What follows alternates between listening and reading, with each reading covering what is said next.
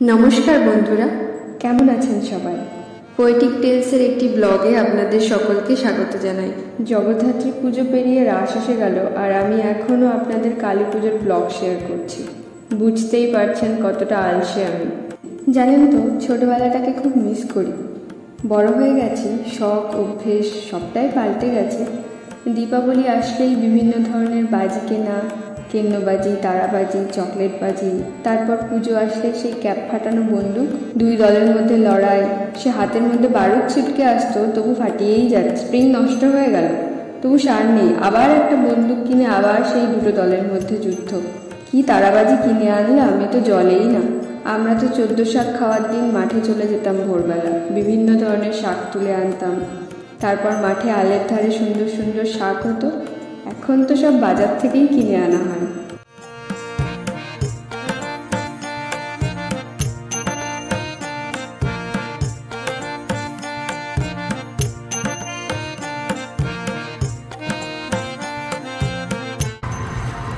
Hello, তো basically আমরা এখন যাচ্ছি কোথায়? সন্ধ্যা মাঠ পাড়া, যেখানে সেজে গুজে বেরিয়ে পড়লাম কালী ঠাকুর দেখতে।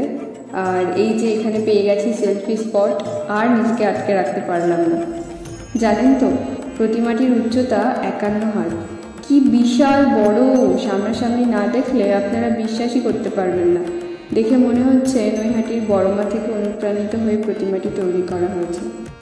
কৃষ্ণনগরের সাথে বাকি শহর যেমন কলকাতা বা বারাসাতের কালী পুজোর পার্থক্য আপাত দৃষ্টিতে যেটা ধরা পড়বে, বাকি স্থানগুলোয় মণ্ডপ তথা বিগ্রহের থিমের উপর জোর দেওয়া হয়।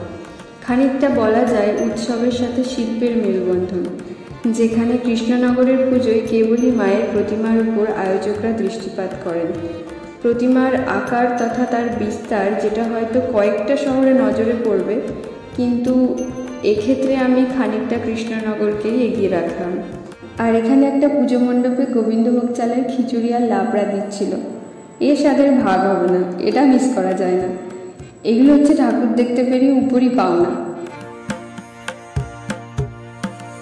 আজ আপনাদের ইতিহাসের পাতা থেকে নেওয়া একটা সুন্দর গল্প বলবো।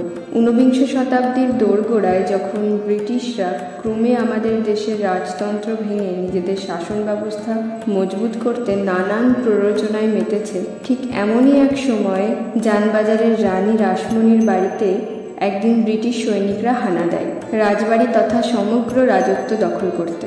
সেদিন ওই গুটি কয়েক সৈনিক যা দেখে ফিরে এসেছিল, তারপর আর কোনো দিন রানীমাকে ব্রিটিশরা বিরক্ত করেনি। সবার বারণ ও আইনি অনুমতি ছাড়া যেভাবে অসুরের মতো ব্রিটিশ সৈনিকরা রাজবাড়ির অন্দরমহলে প্রবেশ করেছিল, তার প্রতিবাদ ও প্রতিকারে রানীমা সেদিন হাতে তরবারি নিয়ে রুখে দাঁড়িয়েছিলেন একা ওই দস্যুদের বিরুদ্ধে। রানীমায়ের এই রণমূর্তির পেছনে যে স্বয়ং মা ভবতারিণী ছিলেন, তার দর্শনে সেদিন ব্রিটিশরা খুব ভয় পেয়েছিল, তাই আর কখনো বিরক্ত করার সাহস দেখায়নি। এটি সত্যিই একটি সাহসী ও অনুপ্রেরণাদায়ক কাহিনী, যা আমাদের ইতিহাসের গৌরবময় অধ্যায়গুলোর মধ্যে একটি।